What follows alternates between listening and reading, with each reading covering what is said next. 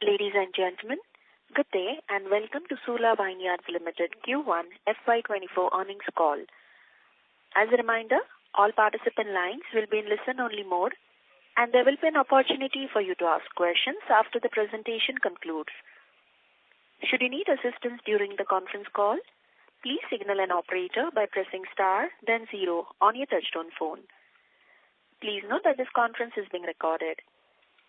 We have with us today Mr. Rajeev Samant, Founder, MD and CEO, Mr. Chaitanya Rathi, COO, and Mr. Karan Vasani, Chief Winemaker and SVP. I now hand the conference over to Mr. Rajeev Samant. Thank you and over to you.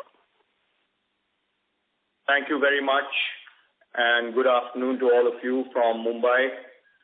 I'm delighted to announce that FY24 has begun on a high note, with the company achieving record Q1 revenue and profits. This achievement is a testament to our team's dedication and strategic execution. We're really excited to build upon this success and continue delivering value to our stakeholders throughout this year. Our revenue has grown by 22% in comparison to the previous year, and has reached a total of 118 crores for the quarter. Very notably, our own brands have taken the lead, and as you all know, this is the aim of the company. We are now very much an own brand-led company. So the own brands have taken the lead, driving this growth with an increase of 30%. Our EBITDA margin is about the same as last Q1.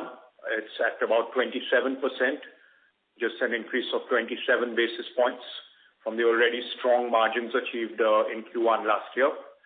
And additionally, our PAT margin has risen to 11.7%. That's a growth of 32 basis points compared to last year. So this financial performance, setting all these records on all fronts in Q1, underscores our commitment to sustained growth and operational excellence. Our premiumization strategy, as you know, that's another pillar of our overall strategy, own brands, premiumization. The strategy is bearing fruit as our elite and premium wines together surged more than 35% in value and over 30% in volume. So this is something that we are particularly very pleased about. We continue to focus on our premium brands, and you should know that in the last couple of years, almost all of our brand launches have been in these segments. Our wine tourism, that of course is our third pillar. The revenue grew around 12%.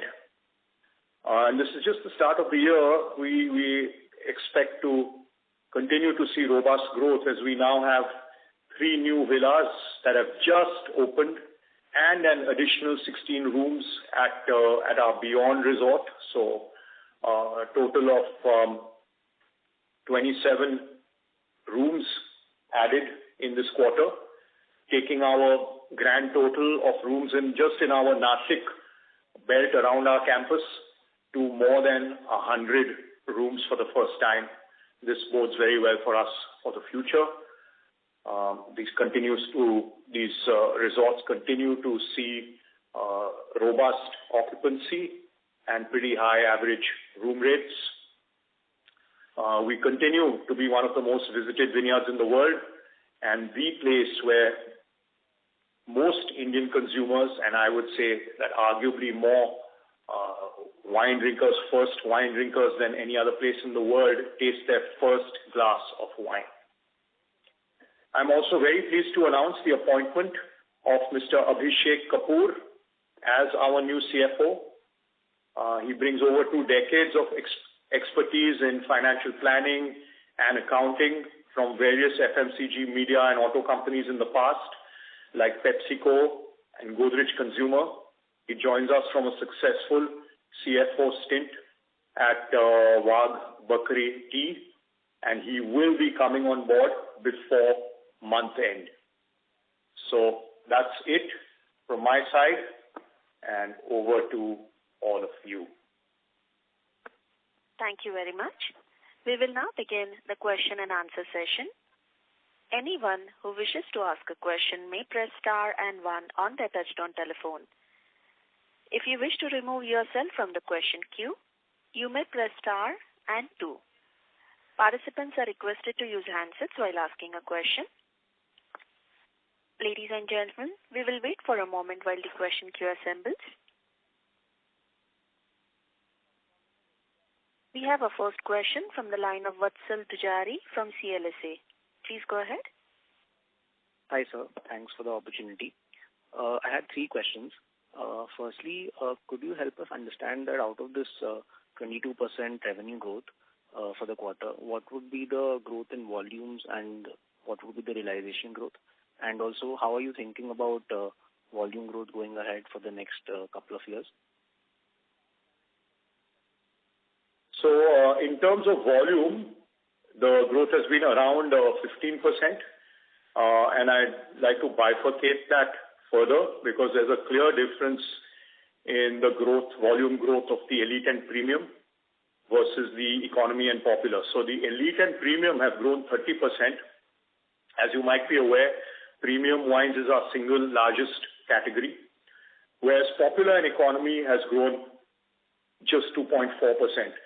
So as you can tell, we are more and more focused on the elite and premium, and that's really where the lion's share of the growth has come from. Okay, thank you for that. Secondly, so if we see on a gross profit level, despite, as you said, elite and premium wines have grown much faster, but growth in gross profit has kind of been lower than overall revenue growth. So is there any particular reason for this? Yeah, the clue to this is in our other income. So basically in Maharashtra, you might be aware that Maharashtra sees also has there's other income which is I guess it's taken in the own brands, but there's a significant VAT refund piece that comes in there, and Maharashtra has not grown at the same speed as some of our other markets. Maharashtra is, with the VAT refund, it is our most profitable market, and so therefore you do see the impact of this. This is actually not such a bad thing because it is important at this point that we do start to see faster growth in some of the other markets, so it becomes a much more broad-based business rather than the historic dependence on the oversized dependence on our 2 biggest markets of Maharashtra and Karnataka. So this is probably the place where you're seeing the impact of that. Okay, that helps a lot. And lastly, sir, how are you thinking about? I request you to join back the queue. Okay, sure. Thank you. Ladies and gentlemen, we request you to restrict to 1 question at a time. You may join back the queue for follow-up questions. We'll take our next question from the line of Percy Panthaki from IIFL. Please go ahead. Hi Rajiv, hi team. Congrats on a good set of numbers. My first question is similar to what was just asked, but I want basically for the own brands, that 30% growth that you have done, could you break it up in volume, price and mix? So as I just said, in terms of volume,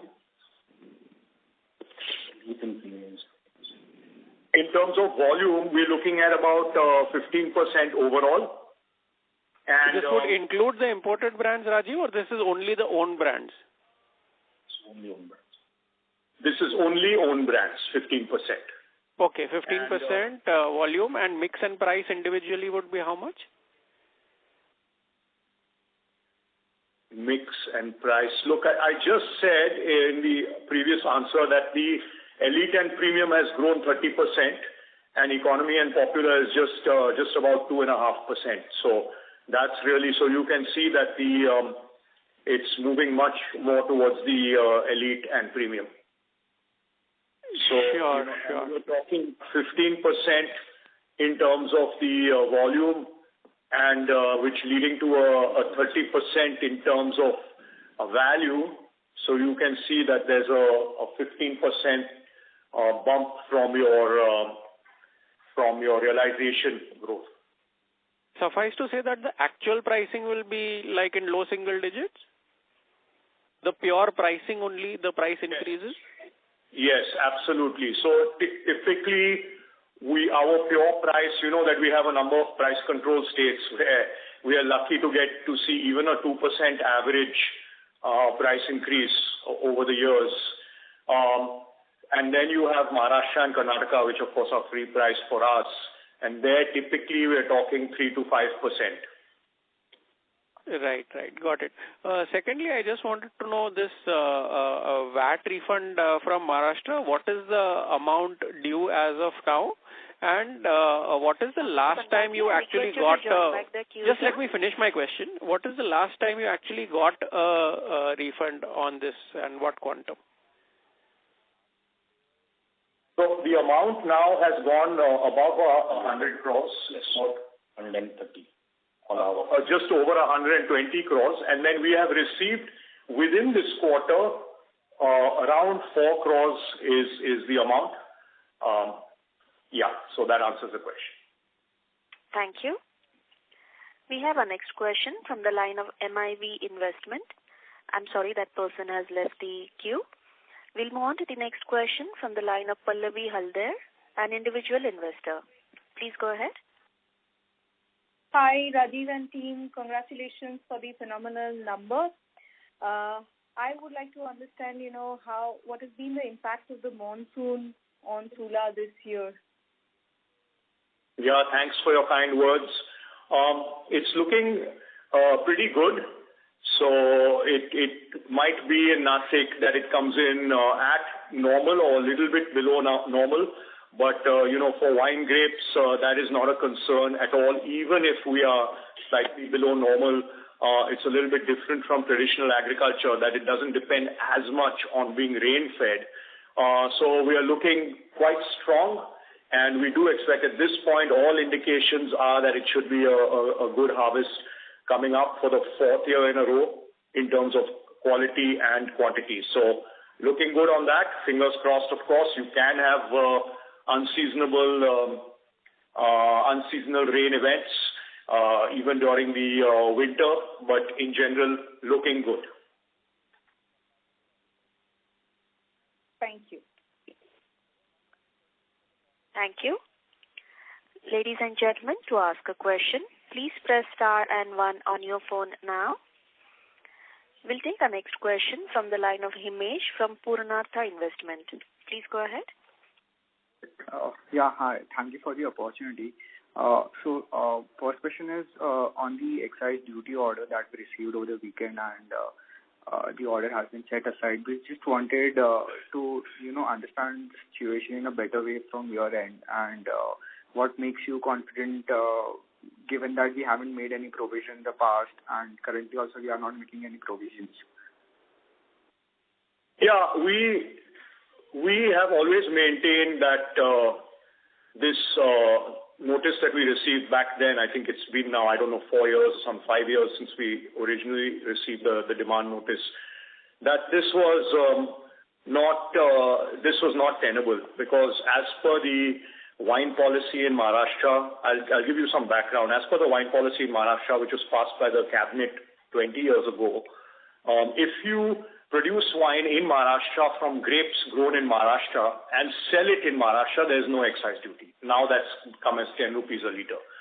Then an officer in the government, without taking it back to the cabinet, made a noting that if you blended the wine from another winery, but from any other winery, you would pay excise duty. We maintain that the point of that was if you blended wine from another state or out of the country, then excise duty was payable. But we have very much stuck to our ground, and the entire wine industry has, that, blending wine within Maharashtra wineries, as long as it came from Maharashtra-grown grapes, should not be attracting any excise duty. So this is the basis of this whole case we believe we are very much in the right. We have a very strong case. We are now that we have the opportunity with the court granting the stay, we will go back to the authorities. And, even within the government, there have been differences in interpretation. But we do believe that there's a good chance that the government will see the reason here, and we will come to a successful and positive conclusion in this case, which will be nowhere and nothing near the 100 crore plus demand notice that has been given. So I hope that makes it very clear. So basically, the stand is the production that was done during that period. I request you to join back the queue, sir. It's a related question, so let's proceed on this, please, Himesh. The production that was done during that period and the blending that we did, the entire production was done within the Maharashtra, and that is what helps us to not pay the excise amount.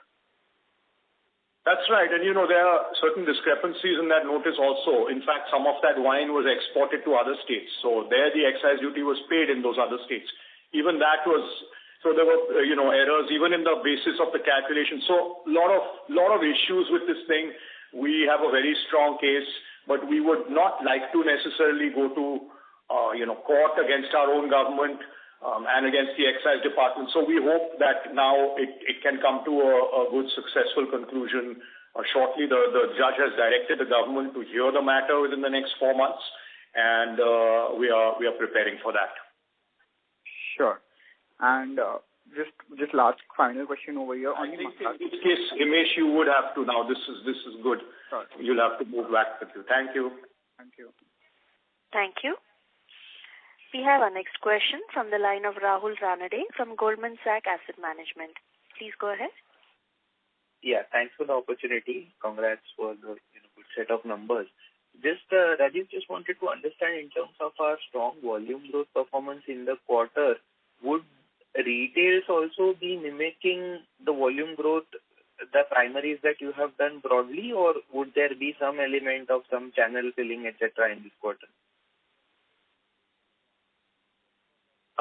You're saying would retail sales be limiting? No. Mimicking. Would they be of a similar quantum is what I was trying to. Yes, I would say so. Yeah, quite close. Quite close. Okay. Probably 13 to 15%, something like that. Okay. So the festive-related stocking, that actually happens more in Q2, and this time festive is also a little delayed. So we would see some impact in terms of some channel upstocking in Q2. That would be a fair understanding? Yeah, you always see a few lags here and there between, dispatches and depletions. You'll always see a little bit of maybe mismatch when it comes to by the month. It's a good time to note that, of course, for us, Q3 is by far our most important quarter. Q1 is typically our slowest quarter in terms of sales. And every year, of course, there's a little bit of, festival here or there. Some state might have elections. Last year, you had elections in Karnataka, which was in Q1 last year, or was that in Q3 or Q4? So you're always going to get these kinds of impacts. But, the nice thing to note is that it's been now, 4 quarters of pretty solid double-digit volume growth, and we are looking forward to that continuing. Sure. Okay. Thanks a lot. Thank you. Ladies and gentlemen, to ask a question, please press star and 1 on your phone now. We'll take our next question from the line of Drisha Poddar from Carnelian Capital. Please go ahead. Hi, thanks for the opportunity. Just wanted to understand, continuing from the previous question regarding the VAT refund from the Maharashtra government, which has, the due amount is 130 and amount received is 4. So we keep hearing that, this might not get renewed, or is there any clarity on this? And by when do we expect this 130 crores to come in? We are very hopeful that it will get renewed. In fact, let me say that loud and clear. We feel that the chance of it not being renewed is very small.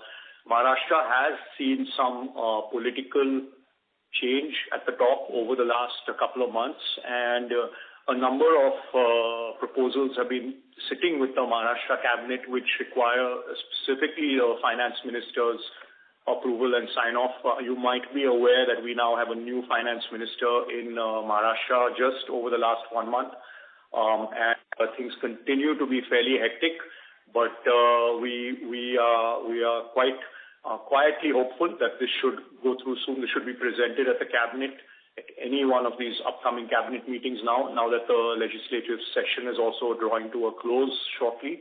And we are really hoping that it should get passed. But having said that, these things cannot exactly predict when. Sure. Thank you so much.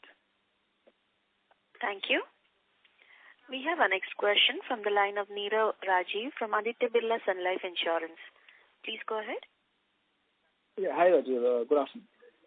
I just had a question on the growth rate. Like now, if we go back to the IPO times, like the overall wine industry, the growth rate was expected in a projection wise it was going to be around 20%, volume growth around 14 to 15%, and a price and mix of around 5 to 6%. Now we have obviously come to a 30% growth with 15% volume this quarter. So now, do you see this kind of realization growth sustaining going forward, or is the quarter also lapping on a low base? I mean, just wanted to understand how much of this growth is sustainable for the core for your own brands. If you're talking about the delta between the volume and the value, that is from 15% going to 21, 29%. Yeah, that is a little bit on the higher side in this quarter. Again, I think because it's normally the traditionally the slowest quarter, you can see a little bit more variation. We don't expect, actually, quite frankly, a 14% delta between volume and value going forward. That is maybe this is a bit of an exceptional case. I think it's going to revert to its mean of somewhere more like in the 5 to 10%, 6 to 10% range. That would be my expectation. This 14% delta has definitely been this is a big one. We will not. It's not going to continue like this. Sure. Can I ask one more? I just want to understand how much of the margins, 27% margins is what you have clocked this quarter, and going forward next couple of quarters we are lapping on a high base of 30% plus. So for an annual basis, what would be the kind of a range you would be comfortable, like a 27 or 28% range? I have said even at the beginning of the year that we already reached a very high point at the end of FY23, close to 30% EBITDA margin, which was obviously totally unprecedented. And I said that our priority now needs to be to sell more wine out there, to penetrate into more markets, and to give more in the market. So, I had said at that time that I expect margins to maybe moderate by a couple hundred basis points, maybe down to more like 27% this year. So I think that, somewhere between 27% and then where we landed up last year was 29 or 30%, somewhere in that. Definitely there will be not definitely, but most probably there will not be any further, upward movement in that margin. That's probably the high point we reached. I would love to see greater, volume growth out there and more penetration into secondary markets rather than trying to now get more EBITDA. So more growth for the future.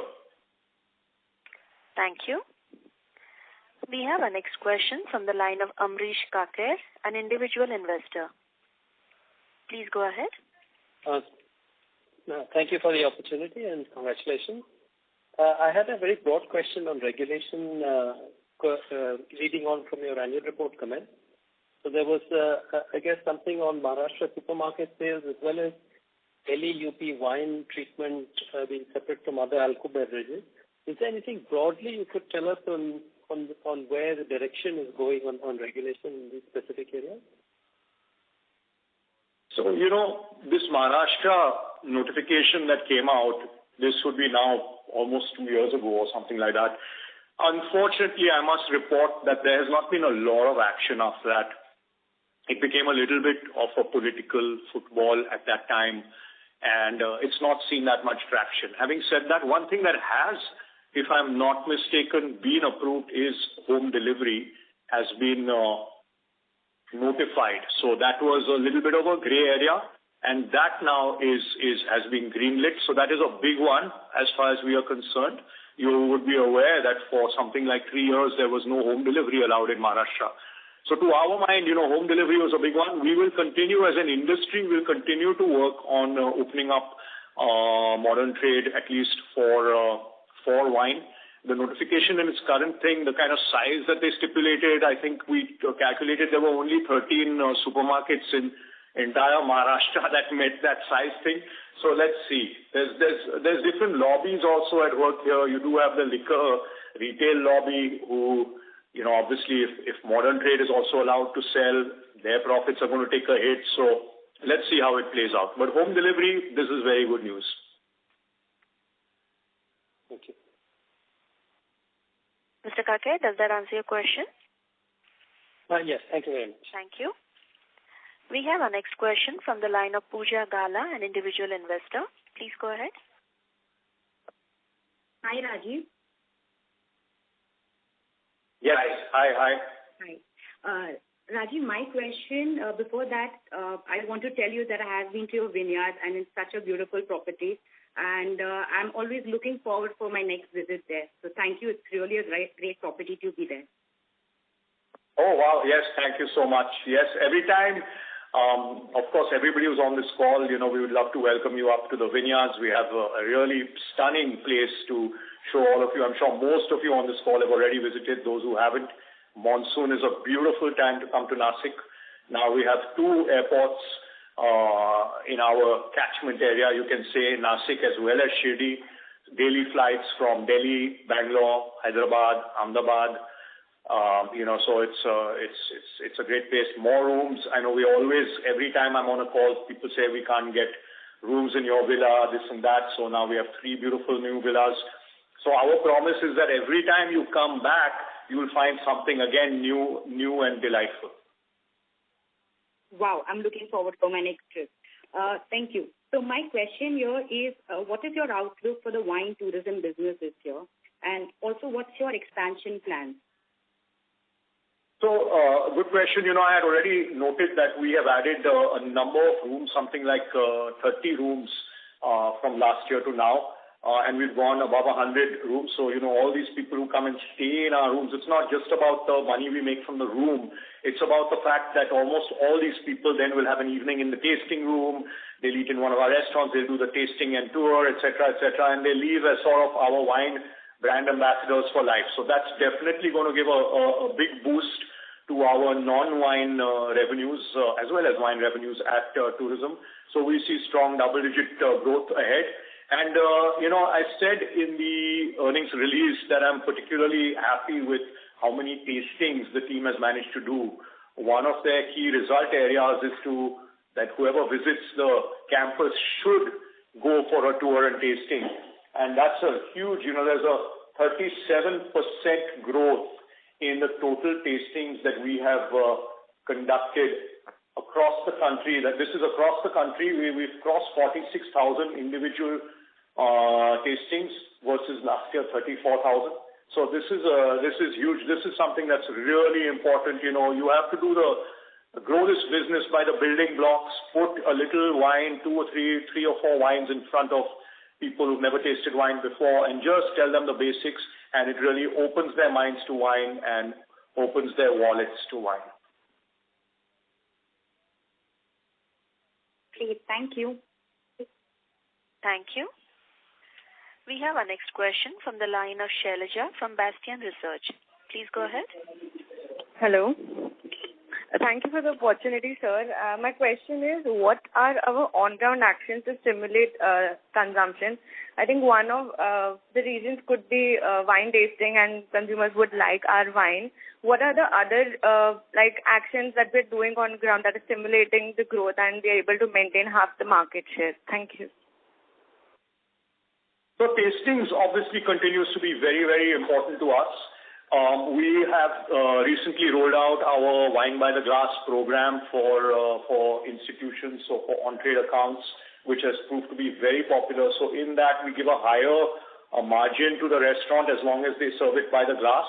That's the kind of thing that allows more people to sample our wines without having to go in for the entire bottle. We found that any time on-trade account has a Wine by the Glass program, as simple as having just one white, one rosé, one red, that boosts wine sales typically by, it can double wine sales in an outlet. So that's something that we've become very aggressive on, and we are gaining a lot of new institutional accounts. During this quarter, I'm very pleased to say that we have signed a national sole pouring rights deal with the Olive Group. We also last quarter we signed with the main lounge operator in all the airports, international as well as domestic. Today if you fly out of Mumbai T2 and you go to the Adani lounge there, you will find our wines being poured there as well by the glass. So, we continue to move forward with also big contracts with some of the bigger groups, and this is how we're going to continue our dominance, one of the ways. Thank you. Thank you. I would like to point out one more point here that, the business now is getting bigger and bigger. The volumes of wines being sold in the country are getting bigger. Sula is really the only one today who can take advantage now of the growth because it requires bigger and bigger wineries, and we have the wherewithal. So to that, as the volumes expand, we are very confident that we will continue to at least maintain our market share, because for some of the others, they don't have as deep pockets as us. It's not so easy for them to put in the capex for the growth, to capture the growth, especially the real small star players. Thank you. Ladies and gentlemen, to ask a question, please press star and 1 on your phone now. We'll take our next question from the line of Bhumi Shah from KC Securities. Please go ahead. Yes, hello. Thank you for the opportunity and congratulations on the good set of numbers. My question is from the marketing standpoint.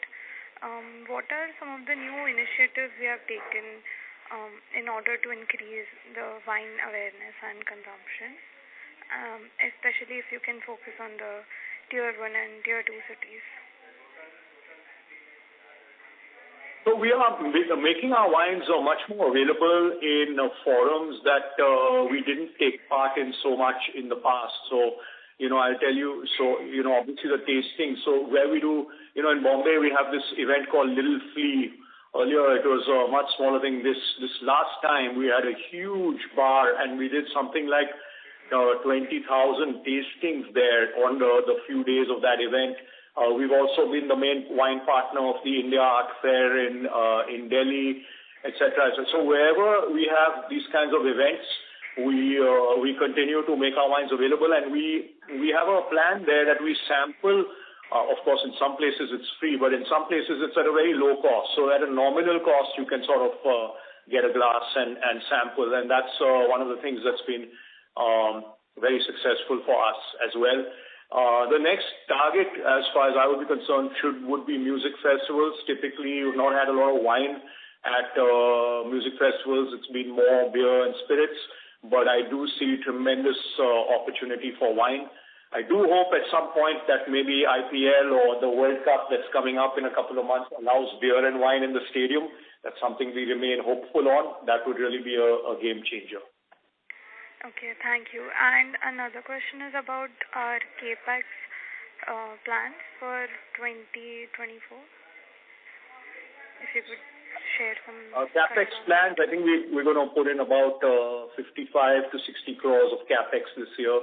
Last year was about 85 crores. So the 2 years together at about 145 crores will be the biggest 2 years in terms of capex.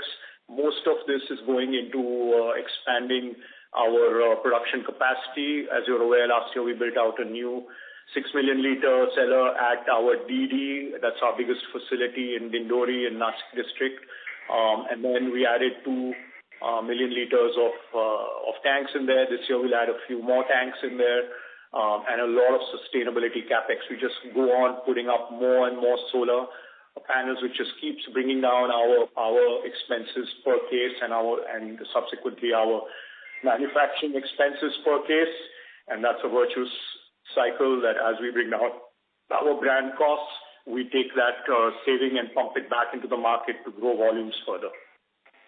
Thank you. Also, are there any plans on adding new rooms for the tourism or the hotel business? I must point out that now our wine tourism capex is quite asset light. So these 30 rooms that I mentioned more or less that were added in the last quarter, in fact, Sula did not put in the capex for those rooms. So we have partners in Nashik, local partners who build for us, and then we run the resorts. Typically, we sign 10 to 15-year contracts to run them, and they're done to our spec. But no, we will not be incurring significant wine tourism capex. We are expanding a little bit our iconic tasting room, but that's a small project. Apart from that, there's not a lot on the horizon. The numbers just keep going up, and especially at Domaine Sula, I think I mentioned in the last release that numbers in Q1 arrivals were up more than 50%. Visitor numbers at this is our facility right outside Bangalore. That's without putting in any capex. That's with putting a couple of hoardings on the Bangalore-Mysore highway. Thank you. Ladies and gentlemen, to ask a question, please press star and 1 on your phone now. We have our next question from the line of Himesh from Purnartha Investment. Please go ahead. Yeah, hi. Thanks for the opportunity. So 2 questions over here. We have been seeing that there's a lot of promotions within India to promote the wine industry. But just wanted your thoughts on in case of, do you see any reduction in the import duty on the wines that are being imported into India? So, there's already been an FTA signed with Australia, and in that there has been a significant reduction in expensive wines and duties on expensive wines. I'm pleased to say that has had pretty much zero impact on our business. As you know, our sweet spot is generally below 1,500 rupees for our wines, which is still very profitable business for us. Here the impact was really on wines that were above 3,000 rupees where the prices have come down. But, we do believe that our government supports this farmer-friendly industry of ours. And so, that there would not be any impact on wines costing, say, less than 1,500 rupees. So it would not come directly into competition with us. Having said that, of course, we are ambitious and we keep increasing the prices of our highest end wines. So we might in fact enter their domain and take the fight to them at some point. Sure. The second is, so you mentioned in the wine tourism, the capex is done by the business partners. So could you explain how the revenue sharing is done? Do we take the O&M charges or there's profit sharing over and above that? No profit sharing. It's a pure lease model. So it's a good model for us. Okay. Yeah, that's it from my end. Thank you. We have our next question from the line of Alisha Mahawla from Envision Capital. Please go ahead. Hi, sir. Good evening. Thank you for the opportunity. So you mentioned that Sula has grown at volume growth for Sula has been 15%. Any color on what the industry would have grown during the same period? I don't have a clear answer for you on that. I must say that it's not so easy to get industry-wide data. There's some states where it's so opaque. So I'm sorry to say I don't have a clear view on that. But in the states that we do get data, that is we get it in specifically Karnataka, Telangana, and to some extent Maharashtra. We have gained market share handsomely in the premium and elite segments.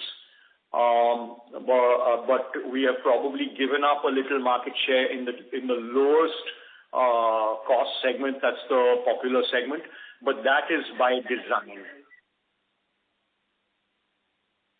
Okay, sure. This is helpful. And you also mentioned that Q1 is one of the softest quarters for us, and it builds up as the year progresses, and they still mentioned over 15% volume growth. So in the stronger quarters like Q3, can we expect an even stronger volume growth? No, it doesn't exactly work like that. It's just that Q3 is traditionally our highest sales quarter. It's the quarter of festivals and there's holidays and and all your inbound tourists from all over the world typically come to India in Q3 and the beginning of Q4. Whereas Q1 is your sort of your outbound tourism season. So a lot of people these days aspire to go abroad for a holiday once a year, once every couple of years. So that typically happens in our summer. So it doesn't mean that because it's our strongest quarter, volume growth will be higher. In fact, it's harder probably to give that kind of volume growth when you have such big volumes. You have also at some point some amount of production constraints. So I would not say that. Okay. And for the revenue that we did during the quarter, can you just break it into what is the contribution coming from elite and premium and how much is coming from economy and popular? Close to 75%. That's value, yeah. So about 74% has come from the elite and premium and about 26% from economy and popular. And just to give you some color on that, last year the corresponding figures were 69% and 31%. So substantially more value coming now from the elite and premium. Despite the shift in mix, we're not seeing it in the gross margins. Is there another way to understand this? So, I touched on this earlier where I said Maharashtra has grown at a slower pace than, or I put it the other way, that other states have grown at a much faster pace. And Maharashtra is our most profitable state. So that is a large part of why we're not seeing that. And just one last question. After Maharashtra, Karnataka, which would be the third biggest state, sir? Telangana? Telangana is correct. Hyderabad has been a terrific market for us specifically. Over the last 5 years, it's probably been at the fastest CAGR. Thank you. Ladies and gentlemen, that was the last question for today. I now hand the conference over to Mr. Rajiv Samant for closing comments. Over to you, sir. Yes, thanks everybody for joining us today. I want to also congratulate our team for the terrific work that's happened this quarter, and I want to tell all of you that we will do our best and endeavor to have results of this color even moving forward. Thank you so much. Thank you. On behalf of Sula Vineyards Ltd, that concludes this conference. Thank you for joining us, and you may now disconnect your lines.